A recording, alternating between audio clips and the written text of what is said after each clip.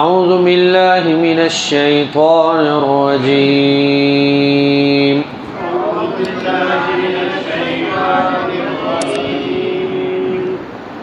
बिस्मिल्लाहिर रहमानिर रहीम।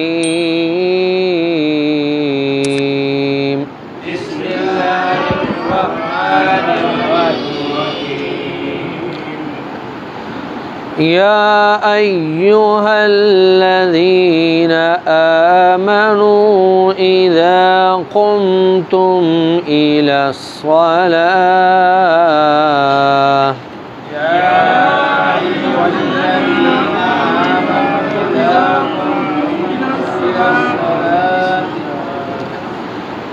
फ़ग़सिलू वुजूहकुम व अयदियकुम इलल मराफ़िक़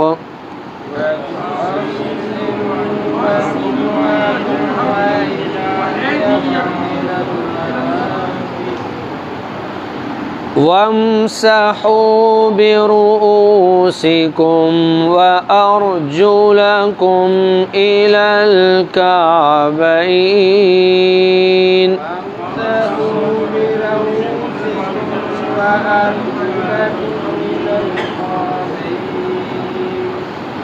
व इन कुंतुम जुनुबन फत्तहरू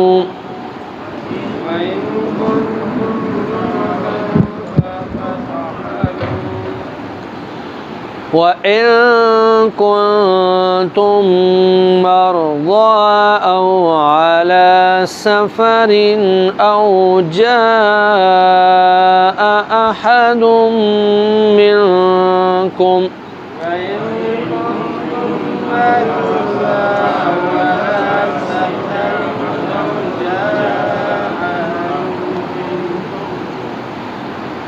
मिनल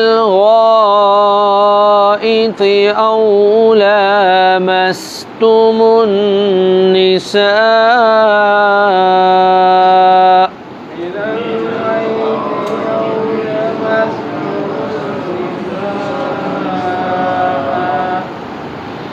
फलम तजिदू माअन फतयम्ममू सईदन तय्यिबा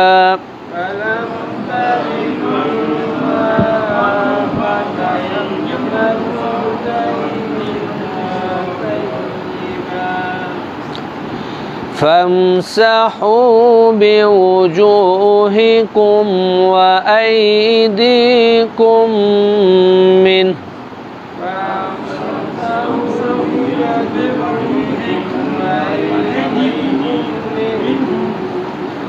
मा युरीदुल्लाहु लियजअल अलैकुम मिन हरज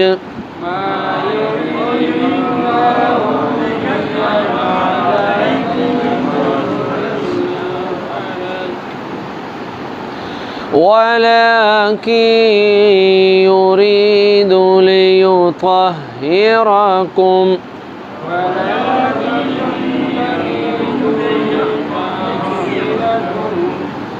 वलियुतिम्म निअमतहु अलैकुम लअल्लकुम तशकुरून।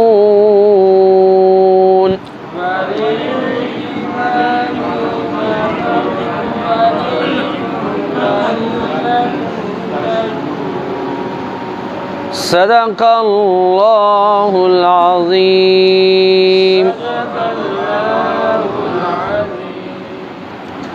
बिस्मिल्लाहिर्रहमानिर्रहीम। जो आयत मैंने अभी आपके सामने तिलावत की है, इस आयत में अल्लाह रब्बुल इज़्ज़त ने वज़ू और वज़ू का तरीका बयान फरमाया है, लेकिन कुरान मजीद के अंदर वज़ू का मुकम्मल तरीका मौजूद नहीं है। बाज़ चीज़ें ऐसी हैं जो नबी मुकर्रम सल्लल्लाहु अलैहि वआलिहि वसल्लम ने अपनी अहादीस मुबारका के अंदर बयान फरमाई हैं, लेकिन वज़ू की बुनियाद और उसका हुक्म और उसका वजूब जो है वो कुरान मजीद के अंदर मौजूद है। कुरान मजीद में अल्लाह ताला ने सिर्फ 4 आज़ा का तज़किरा किया है। कितने आज़ा का तज़किरा किया है? 4 आज़ा का। सबसे पहले तो अल्लाह फरमाते हैं कि अपने चेहरों को धोवो, चेहरों का तज़किरा, फिर इसी तरह हाथों का तज़किरा, और फिर सर के मसे का तज़किरा और पाँव का तज़किरा। लेकिन उससे पहले जब हम वज़ू करते हैं तो सबसे पहले हम हाथ धोते हैं। ये कहाँ से हमें मिलेगा? ये प्यारे नबी सल्लल्लाहु अलैहि वसल्लम की हदीस से हमें मिलेगा। उसके बाद फिर हम मुंह में पानी डालते हैं, कुल्ली करते हैं, फिर इसी तरह हम नाक को साफ़ करते हैं। तो ये सारी चीज़ें कहाँ से हमें मिलेंगी? नबी मुकर्रम सल्लल्लाहु अलैहि वसल्लम की हदीस मुबारका से। बाकी उसके बाद जो है मुंह को धोना, हाथों को धोना, या सर का मसा करना, या पाँव को धोना, तो ये 4 चीज़ें जो हैं ये तो अल्लाह ताला ने यहाँ कुरान मजीद में बयान फरमा दी हैं। लेकिन उससे पहले की जो 3 चीज़ें हैं वो नबी मुकर्रम सल्लल्लाहु अलैहि वसल्लम ने अहादीस मुबारका के अंदर बयान फरमाई हैं। अब ये जो वज़ू है ये नमाज के लिए शर्त है। वज़ू क्या है? नमाज के लिए शर्त है। अगर आपका वज़ू नहीं है तो आपकी नमाज नहीं है, इल्ला ये कि आपको कोई ऐसा उज़र लाहिक हो जाए कि आप वज़ू ना कर सकते हो, तो फिर वज़ू का मुतबादिल तयम्मुम जो है वो आपको करना होगा। मसलन पानी मिल नहीं रहा, या पानी के इस्तेमाल की वजह से आपकी बीमारी बढ़ने का ख़दशा है, या फिर आप इतने ज़ख्मी हैं कि अगर आप पानी इस्तेमाल करते हैं तो आपके ज़ख्म ख़राब हो सकते हैं, और वज़ू की आपको हाजत है, ज़रूरत है, तो तयम्मुम जो है वो वज़ू का मुतबादिल है। तयम्मुम क्या है? वज़ू का भी मुतबादिल है, बल्कि गुस्ल का भी मुतबादिल है।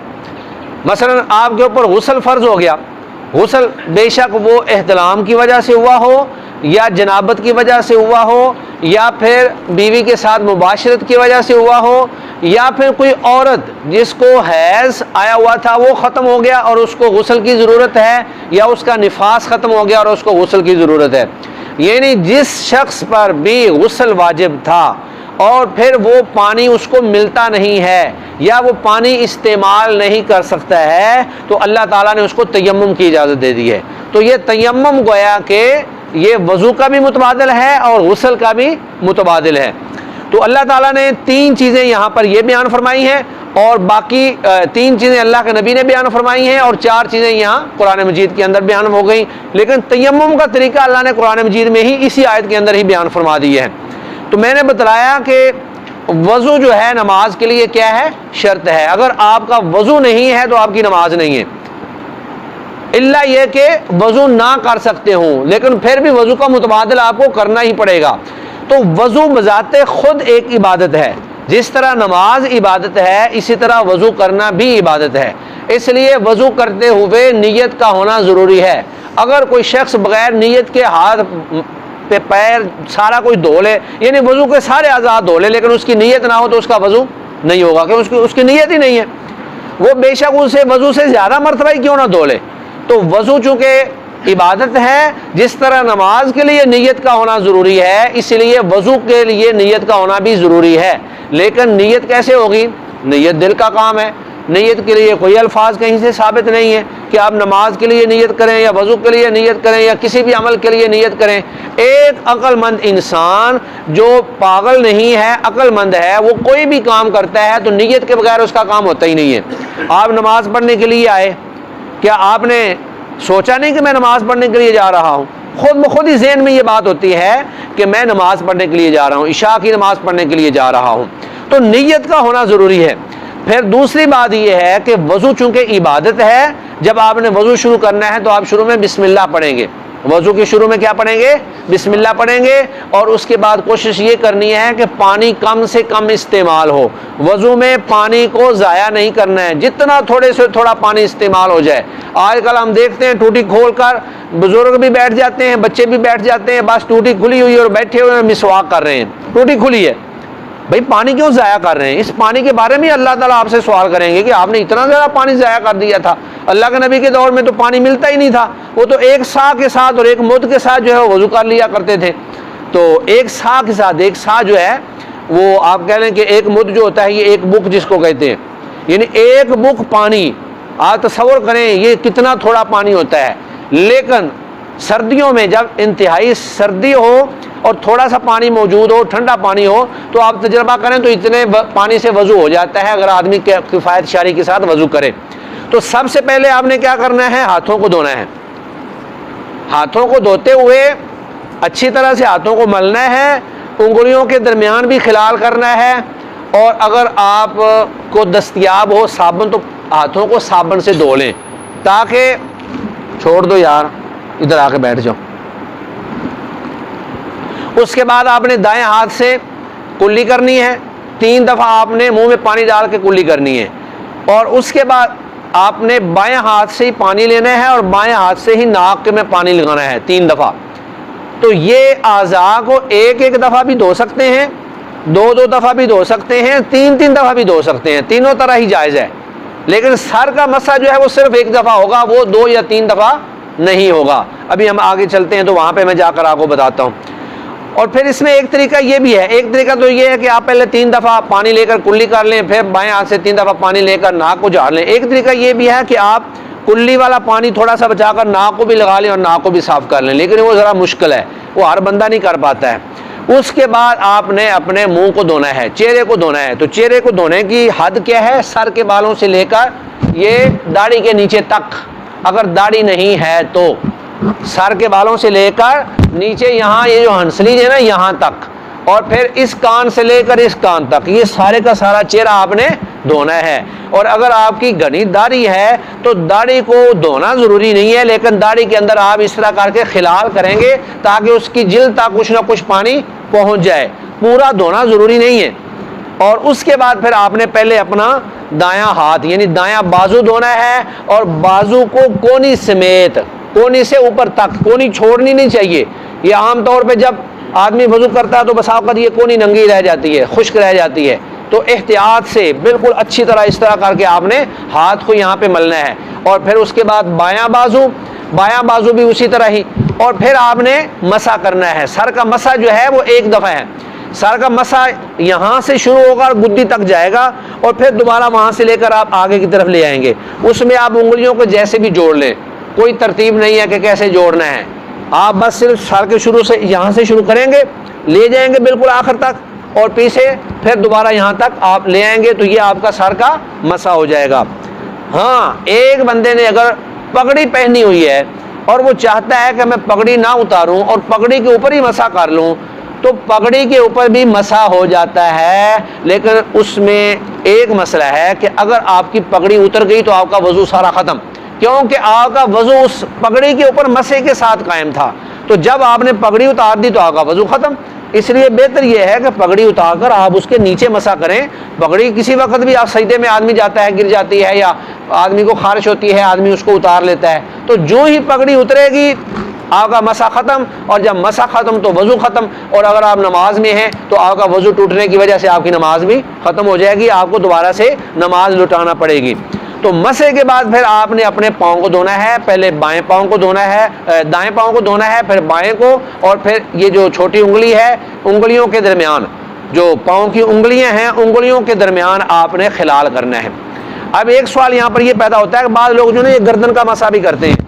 ये अल्लाह के नबी से साबित नहीं है, किसी हदीस से साबित नहीं है गर्दन का मसा, सिर्फ सर का मसा है और उसके साथ साथ कानों का मसा है। तो सर का मसा पूरा करने के बाद आपने कानों का मसा करना है। कानों का मसा, ये जो उंगली है ना, ये कान के अंदर इस तरह करके घुमाएंगे, ये यहाँ तक ले जाएंगे, यानी ऊपर से शुरू करेंगे, इस तरह यहाँ तक आ जाएगी, और फिर ये जो अंगूठा है इसको बाहर वाली साइड से इस तरह ऊपर घुमा देंगे। ये इस तरह करके आप भी देख लें, इधर ऐसे, और उसके बाद ऊपर घुमा देंगे। तो सर का मसा और कान का मसा ये एक ही दफ़ा है, और गर्दन का मसा अल्लाह के नबी सल्लल्लाहु अलैहि वसल्लम से साबित नहीं है। सिर्फ इतना ही मसा अल्लाह के नबी सल्लल्लाहु अलैहि वसल्लम से साबित है। और ये जो वज़ू है, जब आप वज़ू कर लेते हैं तो उसके बाद फिर दुआएं, एक तो ये है कि आप दूसरा कलमा पढ़ें, अशहदु अल्ला इलाहा इल्लल्लाहु वहदहु ला शरीका लहु व अशहदु अन्ना मुहम्मदन अब्दुहु व रसूलुहु। फिर इस तरह एक और दुआ अल्लाह के नबी से साबित है, अल्लाहुम्मा जअलनी मिनत तव्वाबीन व जअलनी मिनल मुतताहिरीन। फिर इसी तरह सुबहानक अल्लाहुम्मा व बिहम्दिका अशहदु अल्ला इलाहा इल्ला अंता अस्तगफिरुका व अतूबु इलैक। ये दुआएं जो हैं ये दुआओं की किताबों के अंदर मौजूद हैं। अल्लाह के नबी ने फरमाया कि जो शख्स वज़ू करने के बाद कलमा शहादत पढ़ता है, अल्लाह ताला उसके लिए जन्नत के 8 दरवाजे खोल देते हैं, वो जिस दरवाजे से चाहे जन्नत में चला जाए। और फिर ये जो वज़ू है ये भी गुनाहों के लिए इतना अजीम शान अमल है कि इंसान के सारे गुनाह जड़ जाते हैं। अल्लाह के नबी ने फरमाया जब आप हाथ धोते हैं आपके हाथों के गुनाह जड़ गए, जब आपने कुल्ली किया आपके मुंह के गुनाह जड़ गए, जब आपने मुंह धोया आंखों के और बाकी चेहरे के सारे गुनाह जड़ गए, जब आपने मसा किया तो सर के और कानों का मसा किया तो कानों के गुनाह जो है वो जड़ गए। इसी तरह जब आपने पाँव धोए तो पाँव के गुनाह जड़ गए। तो गोया कि ये वज़ू जो है ये गुनाहों के लिए एक वॉशिंग मशीन है, ये वज़ू जो है गुनाहों को झाड़ने वाली मशीन है। और जब आदमी, लेकिन एक बात याद रखें, ये गुनाह कौन से जड़ते हैं? सगीरा गुनाह जड़ते हैं। कबीरा गुनाह जो है वो तौबा के बगैर मुआफ़ नहीं होते हैं। तो सगीरा गुनाह वज़ू से जड़ गए, उसके बाद फिर आपने नमाज पढ़ी, आपने सुन्नतें अदा की, आपने ज़िक्र अज़कार किए, दुआएं की, तो जो बाकी रह गए थे वो सारे के सारे गुनाह भी एक नमाज से दूसरी नमाज तक के सारे गुनाह अल्लाह ताला मुआफ़ कर देते हैं, सगीरा गुनाह। तो अल्लाह रब्बुल इज़्ज़त ने यहाँ पर हमें वज़ू सिखलाया है। फिर एक चीज़ और है कि एक बंदा सफ़र में है, अब सफ़र में उसको पानी, उमूमन सफ़र में पानी नहीं मिलता, या एक बंदा मरीज़ है, तो मरीज़ आदमी के लिए उमूमन पानी को इस्तेमाल करना मुश्किल हो जाता है। तो अल्लाह फरमाते हैं कि अगर तुम्हें पानी ना मिले या पानी इस्तेमाल करना मुश्किल हो तो तुम क्या करो? फमसहू बिवुजूहिकुम व ऐदीकुम मिन, तो फिर अपने चेहरों और अपने हाथों का मसा करो, तयम्मुम करो। तयम्मुम क्या है? ये पाक मट्टी से आपने तयम्मुम करना है। फतयम्ममू सईदन तय्यबा, पाकीज़ा मट्टी के ऊपर। तयम्मुम का तरीका ये है कि इस तरह करके आपने हाथ मारने हैं मट्टी के ऊपर, उनको झाड़ना है, साफ़ कर लेना है। साफ़ करने के बाद आपने सबसे पहले अपने चेहरे पर फेरना है, ठीक है? चेहरे पर फेरने के बाद आपने अपने हाथों की हथेलियों की पिछली साइड पे, बैक साइड पे, क्योंकि यहाँ अगली साइड पे तो हमने मिट्टी लगा ली थी ना, तो बैक साइड पे जब आप फेरेंगे तो आपका तयम्मुम पूरा है। तयम्मुम के लिए बिस्मिल्लाह पढ़े और बाद में वज़ू वाली दुआ पढ़ लें। बाकी इसमें जो वज़ू के अज़ा हम धोते हैं, मतलब बाजू है या पाँव हैं या कुल्ली है या नाक का पानी, वो सारे का सारा ख़त्म। जब अल्लाह ने रुख्सत दे दी है, अल्लाह कहते हैं कि मैं नहीं चाहता कि तुम्हारे ऊपर तंगी करूं, मैं तो आसानियां करना चाहता हूं। दीन के अंदर आसानियां ही आसानियां हैं, इल्ला ये कि मन हरामी उजता, ढेर आदमी का अपना मन हराम हो और दिल ना कर रहा हो, नमाज ना पढ़नी हो, तो बेशुमार बहाने होते हैं हमारे पास। लेकिन अल्लाह रब्बुल इज़्ज़त ने जो भी अहकामात, जो भी शरीयत और जो भी चीज़ें हमारे ऊपर लागू की हैं वो हमारी इस्तिताअत और हमारी ताकत के अंदर है। कोई ऐसा हुक्म नहीं है जो ताकत से बाहर हो। जो ताकत से बाहर हुक्म होता है वो अल्लाह ताला वैसे ही मनसूख कर देते हैं। एक बंदा पागल हो, उसको अल्लाह कहते हैं जी इसके ऊपर सारे अहकामात ख़त्म। एक आदमी पागल हो गया, पहले अक्लमंद था, जब तक वो अक्लमंद था वो सारे काम करेगा, लेकिन जब उसको जुनून की बीमारी लग गई है, पागल हो गया, तो उसके ऊपर सारे मामलात ही ख़त्म। अल्लाह ताला ने उसको वैसी बड़ी जिम्मा करार दे दी है। तो इसी तरह एक बंदा सोया हुआ है, उसको जाग नहीं आई, उठ नहीं सका है, तो उसकी जो नमाज रह गई है, जब वो उठेगा उसकी वो नमाज का वही वक़्त है, वो उसी वक़्त उठकर अपनी नमाज को अदा कर ले। एक बंदा भूल गया है नमाज को, तो जब उसको याद आई वो उसी वक़्त उसको अदा कर ले, वही उसका वक्त अदा है, वो उसके लिए कज़ा भी नहीं होगी। ये नहीं होगा कि उसने अगर लेट अदा किए तो कज़ा होगी, क्योंकि ये चीज़ें इस इंसान के इख्तियार में नहीं है। रोज़ा रखा हुआ है, भूल कर एक आदमी खा लेता है, अल्लाह ने उसको खिलाया है, कोई उसके ऊपर कफ़ारा नहीं है, कोई उसके ऊपर गुनाह नहीं है, उसका रोज़ा बिल्कुल कायम और दायम है। तो ये अल्लाह का एक निज़ाम है कि जहाँ भी मुशक्क़त आती है अल्लाह वहाँ नरमी कर देते हैं। सफ़र के अंदर नमाज में मुश्किल थी, अल्लाह ने सुन्नतें मुआफ़ कर दी, फ़र्ज़ों को भी कम कर दिया। वज़ू करते हुए पानी मिल नहीं रहा था या पानी इस्तेमाल करना मुश्किल था, अल्लाह ताला ने कहा चलें जी आप तयम्मुम कर लें। तो आज के हमारे सबक के अंदर वज़ू का तरीका, तयम्मुम का तरीका और पानी ना मिलने की शक्ल में इनका मुतबादिल, तयम्मुम जो है वज़ू का भी तयम्मुम मुतबादिल है और गुस्ल का भी मुतबादिल है। आप तयम्मुम कर लें तो तयम्मुम के साथ आपको बिल्कुल वैसे ही तहारत हासिल हो जाएगी जैसे वज़ू से हासिल होगी और जैसे गुस्ल से हासिल होगी।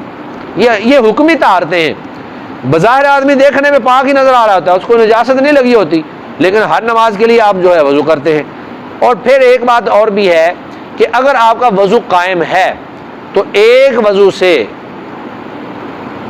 जब तक कायम है आप नमाजें पढ़ सकते हैं, 5 नमाजें पढ़ सकते हैं, 6 पढ़ सकते हैं। वज़ू टूटता कब है?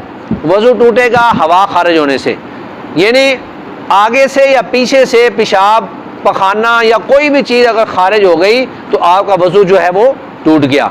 तो ये चीज़ें जो है वो नाक़िज़ वज़ू हैं। उसके अलावा बहुत सारी चीज़ें और भी हैं जो नाक़िज़ वज़ू कही जाती हैं, लेकिन हदीस के अंदर ऐसी कोई चीज़ साबित नहीं है। बाद लोग कहते हैं जी आपने ऊंची आवाज़ से कहका लगा दिया तो वज़ू टूट जाएगा, इससे वज़ू नहीं टूटता है।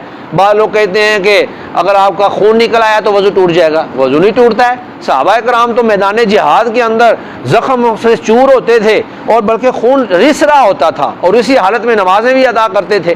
तो भाई वज़ू करके जो नमाज अदा कर रहे हैं वो खून चल रहा है लेकिन वो वज़ू टूटा नहीं है। तो यही नाक़िज़ वज़ू चीज़ें हैं जो मैंने आपके सामने बयान कर दी। और उसके अलावा गुस्ल है वो इंशाल्लाह फिर किसी वक्त बयान फरमाएंगे। हाँ, नींद भी एक नाक़िज़ वज़ू है। इस तरह एक आदमी सो जाता है तो सोने से भी चूँकि खदशा लायक होता है कि उसकी हवा खारिज हो जाए, ये भी एक नाक़िज़ वज़ू है। जी तर्जुमा देखें, बिस्मिल्लाहिर्रहमानिर्रहीम।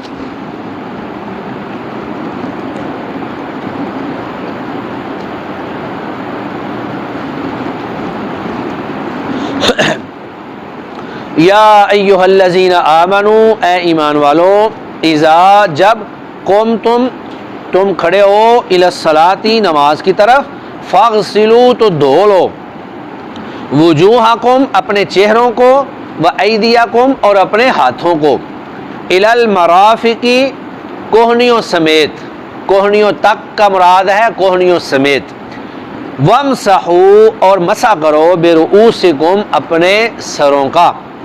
आगे लफ्ज़ है व अर्जुलकुम और धो लो अपने पाँव को, इलल काबैन टखनों तक, टखनों समेत, टखने भी साथ धोने हैं, एड़ियाँ और टखने ध्यान से धोने हैं। बसा औक़ात आदमी जो है वो बेहतियाती से वज़ू करे तो टखने या फिर एड़ियाँ जो हैं वो खुश्क रह जाती हैं और अल्लाह के नबी ने इस बारे में बड़ी सख्त वईद फरमाई है कि वैलुल लिल आक़ाबी मिनन नार, जिनकी एड़ियाँ खुश्क रह जाती हैं उनके लिए आग का अज़ाब है। अब यहाँ पर एक चीज़ जो है वो समझने के लायक है, थोड़ा सा ग्रामर का मसला है। बेरुऊसी, सी सीन के नीचे ज़ेर है तो बा जो होता है ना, बा इसको कहते हैं हरफ़े जारा, और उसके बाद जो भी इसम आता है वो उसको ज़ेर देता है। तो अल्लाह ने फरमाया कि मसा करो अपने सरों का। आगे लफ्ज़ है व अर्जुला, तो अर्जुला के लाम के ऊपर अल्लाह ने ज़बर दी है, वहाँ ज़ेर नहीं आई। अगर ज़ेर आती तो फिर होना था कि मसा करो अपने सरों का भी और अपने पाँव का भी, जिस तरह के हमारे शिया भाई जो हैं वो इससे ये दलील लेते हैं और वो पाँव नहीं धोते हैं, वो पाँव के ऊपर मसा ही करते हैं।